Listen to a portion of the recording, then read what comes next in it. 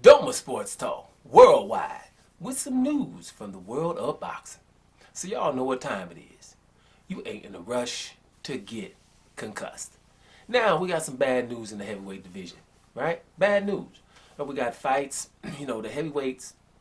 It's not one of the hottest divisions right now because Deontay Wilder is not fighting. Fury is not fighting right now, right? So retired pretty much, and things fights is just not really happening. Like I always tell everyone, I really wish that Dillian White and Luis Ortiz would fight. I think that's probably one of the biggest, most exciting fights before these losses came into play. But right now it's wishy-washy. Now we got Anthony Joshua. I think sometime. When is Anthony Joshua's fight? Forget what it is. Him and Usyk are slated to fight. For some reason, August 20th is in my head, so maybe that's when it is. In Saudi Arabia, that's going to happen. Joshua needs to worry too because a lot of people think Usyk going to beat him. A lot of people think about this. Usyk's cruiserweight with not that much punch power, and they're thinking that Usyk will probably stop Joshua. So Joshua needs to win that out of respect. I was thinking about doing a video about that, right? Because Joshua has to win this fight to get his respect back. But hey, I saw a pound for pound with the top heavyweights, and they still have Joshua at number 4, which is really not that bad, right? For the way that he lost his fights, right? Because he's been knocked out and outpointed, right? So therefore, number 4 is pretty good for him. But when you got people thinking that Usyk is going to take him out, that's not so great. You know what I mean? So he's going to have to do it. But that's at least that fight's going to happen. Now, we had another fight I was talking about a couple of days ago. And the boy I roll with is Joseph Parker, right? Joseph Parker. And I just think that Joe Joyce is a juggernaut, like they say. Somebody, who I'm going to keep coming. I'm going to keep coming. It's a Terminator type of dude. He going to keep coming. So we're thinking that Joseph Parker and Joe Joyce, number 1 and number 2, Joe Joyce being the number 1 and Parker the number 2 for the WBO, to go clear it up. And we're thinking we were real close and it's about to happen. Now the latest news is it's off. Fight's off. Because Joseph Parker signed for another promotion company and everything, and so now the fight's off. And so, they're going back and forth about whose fault it is, but the fight's off. Excuse me. It was one of them long days, everybody. But that's just sad for the heavyweight division because that fight would have been significant, would have been a good fight, and how it would play out. So now these guys are going to be looking for different opponents. Let me read through this article real quick and we'll get back to it on the back end. It says, Joe Joyce versus Joseph Parker was all but signed when a public declaration was made in April suggesting the two heavyweights would meet. July 2nd, remember, at Wembley Stadium was tabbed as the date and venue for the bout, which was previewed prior to Tyson Fury versus Dillian White at Wembley Stadium. Joyce and Parker came face-to-face on the BT broadcast that night and confirmed they agreed to fight, but now will not be doing so. So what happened? You need to ask him that question. That's what Frank Warren says about him. As you know, at he's talking about Tyson Fury's last fight, him and Joyce got together and we announced that it was going to be done. We agreed terms. I shook hands with Joseph Parker in front of Tyson, and then we got the solicitors to work out the contracts, which took a long while, but eventually they got them done. And then I heard the day before it was announced that he had signed a deal with Sky, and I heard about that, right? So let's go a little bit farther. I just sent him a text. Just been told the fight is off. So much for your handshake. This is Frank Warren talking to Joseph Parker. And then I got a text back saying, morning, Frank. Apologize. It took a while to get the deal done, but was offered a better deal last minute. Warren went on to add, even if he was offered a better deal, having agreed terms, if somebody said to me, we've agreed, I'm paying you 100 pounds, then I say, look, somebody's offering me 110 pounds. Do you wanna better it? At least do that. None of it at all.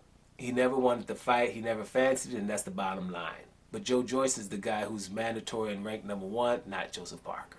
So that's his point of view. He's thinking that Joseph Parker's not gonna didn't fancy the fight because hey, they offered you a better deal. Did you give us an opportunity to offer them a better deal than that?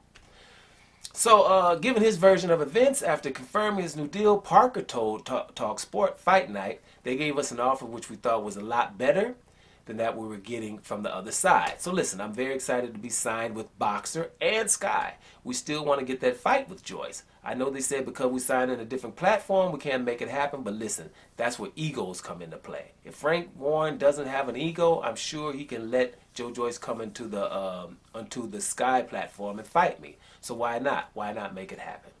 Right? So, and let me just read a little bit more to be fair to Joseph Parker too.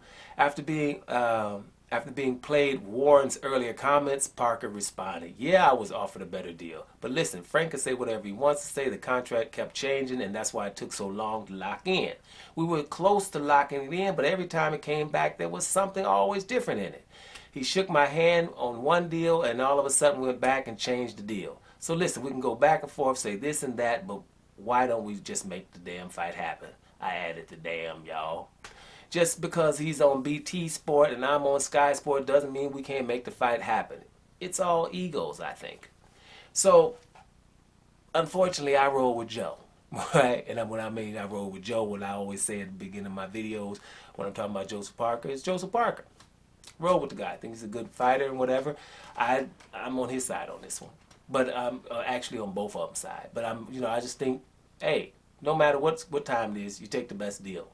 Right? Somebody's going back and forth playing around with you, then boom, I got a better deal. Stop with the shenanigans.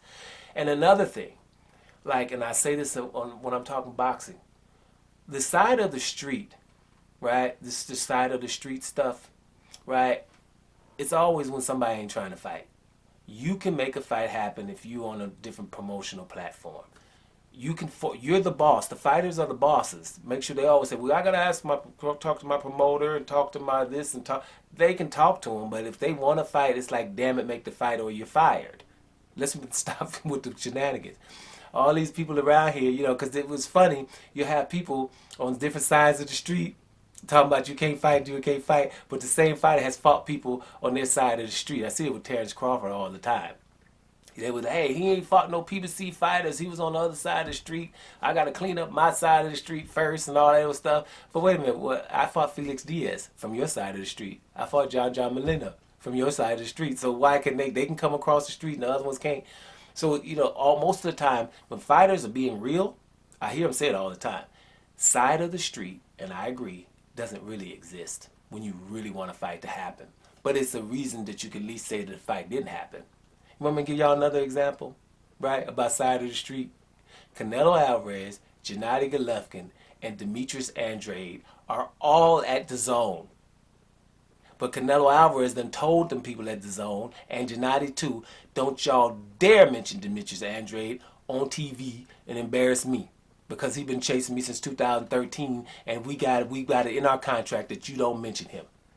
Demetrius Andrade's on the same damn side of the street as Canelo and Gennady Golovkin, but they both won't fight him. And when you watch a fight with Demetrius Andrade, right, and he beats somebody up, whose name do they start screaming? Do they ever say, "Hey, Canelo, finally, he's been chasing you 10 years. Hey, Gennady Golovkin, you supposed to be the best middleweight. Here's the best middleweight right here. He wants you for years." No. Who do they start calling? The best fight out there is Charlo and Andrade. Charlo's on the other side of the damn street. The ones on the same side of the street they won't even talk about. I'm just giving you guys examples because they know damn well Canelo is not fighting Demetrius Andrade or Jamal Charlo. Period. He'll fight Charlo before Andrade, but he ain't fighting now one of them. He should have by now. So they won't even call him out on his network that he's on the same side of the street. That's why DAZN signed Demetrius Andrade, hoping that he can get the fights with Canelo and Gennady Golovkin. But they said hell no. So now the whole network has to basically damn near shut down because they can't get them boys to fight them. So, and the network is so, they like so good to Canelo and Gennady Golovkin. Hey, don't worry, y'all. We won't even mention Demetrius Andrade. When he have a fight, we'll mention everybody else, but not you guys. That's how that roll. So at the end of the day, your boy Joseph Parker is correct here. It ain't no damn side of the street. He can come fight wherever. And as far as Joe Joyce goes, he's going to get the respect here of, I know Joe Joyce want to fight. So it shouldn't be a problem. Maybe we'll come back with good news in a week or two, and when these guys have, cooler heads have prevailed, and some kind of way they get to fight between number one and number two. If not, Joseph Parker gonna be in trouble here, because Joe Joyce, when it opens up, for the mandatory spot, Joe Joyce has that now. So Joseph Parker is the one who needs this fight more than Joe Joyce. We have to put that in perspective.